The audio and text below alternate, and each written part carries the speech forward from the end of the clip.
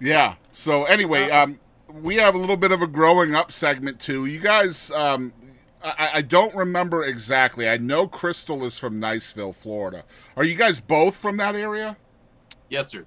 I thought so. Yes, I'm from a little town called Argyle, Florida, which Right. is about as big as the rooms that we're collectively in now.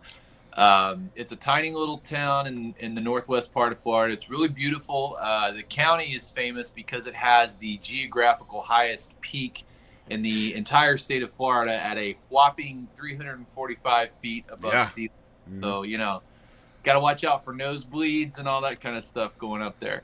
Yeah. So yeah, we both met at college, the nearest college to me, which was in Niceville, and that's where Crystal and I met. Yeah, and so like really, really cool story from those days. And this is in the Panhandle, right? Correct. Yes, sir. That's Yeah. Lower Alabama, Yeah. Essentially, Southwest Alabama. Yeah. That's exactly Exactly. what it is. basically. Yep. Yeah. So, what were you guys' kind of your first musical memories? Like, do you guys remember being introduced to music? Oh yeah. I mean, definitely as a kid, it was always like Hank Williams, like senior and junior, and Waylon Jennings and Loretta Lynn, Crystal Gale. So Loretta Lynn and Crystal Gale are sisters. My Hmm. name is Crystal Lynn. So Oh, okay. yeah, they my Was that parents was that had on purpose? yes, Okay. they wanted me to be a country singer. Yeah. Yeah. Um, and so I I really did just get instilled with music at a very young age, and then also I had a granny who was a Pentecostal, you know, prayer warrior granny, and she taught me about gospel music and the Gaithers and and all that kind of stuff. And then the popular music at my time that I just listened to on repeat was, people like Whitney Houston, Mariah Carey, and then some old kind of Motown people. Hmm. And so I grew up listening to all those musical styles together, and they were all separate, but they kind of all melded into me. And Hmm. so I call it being, a country soul baby. So yeah. Yeah. Yeah. And what were yours like, Will? My parents were.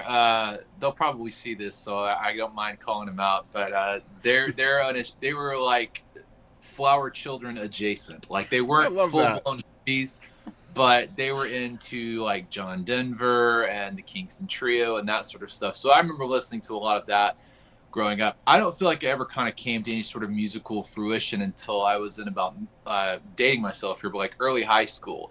So that was when, well, actually, no, middle school for me. So that was when the country music class of '89 sort of came out. So Clint Okay. Black, Garth Brooks, Alan Yeah. Jackson, all those guys. And that's when I really kind of started listening to it. And I was like, man, they're playing this thing called an acoustic guitar. What's that like? And, off we went. So kind of went into that.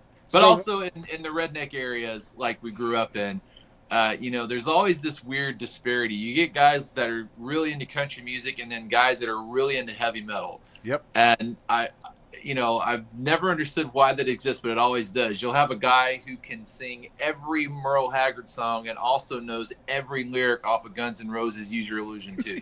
You know what I Yeah. mean?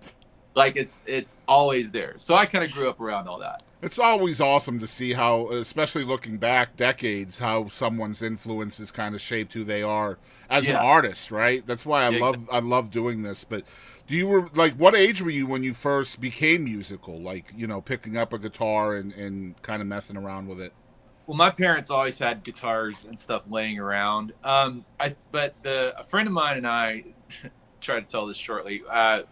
Whatever, I think it was 1991 was when the AC/DC album The Razor's Edge came out, Hmm. and it had that song Thunderstruck on it, right? So everybody Hmm. knows that guitar intro. Well, me and my friend were just blown away. We're like, how is he doing that?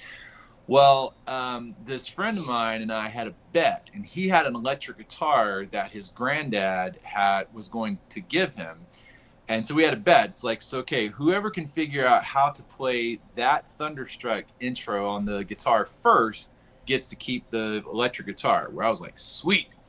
Well, my friend played on his electric guitar, which the action is pretty good. Well, the guitar that my parents had was this old Epiphone acoustic where the strings and the neck had like different zip codes.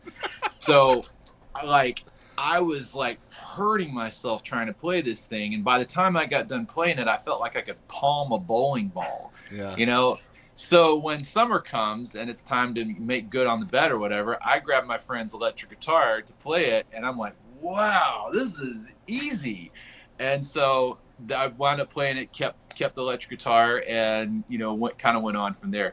But it was a little kind of, you know, it kind of went this way a little bit because I'd been practicing for like a year, and people would be like, "Oh, you've been playing guitar for a year. What can you play?" Like the Thunderstruck intro, and that was it. Like I didn't know anything, chords or anything like that. That was the only thing I knew for a while. But eventually, kind of went on from there. That's amazing stuff, man. I love that.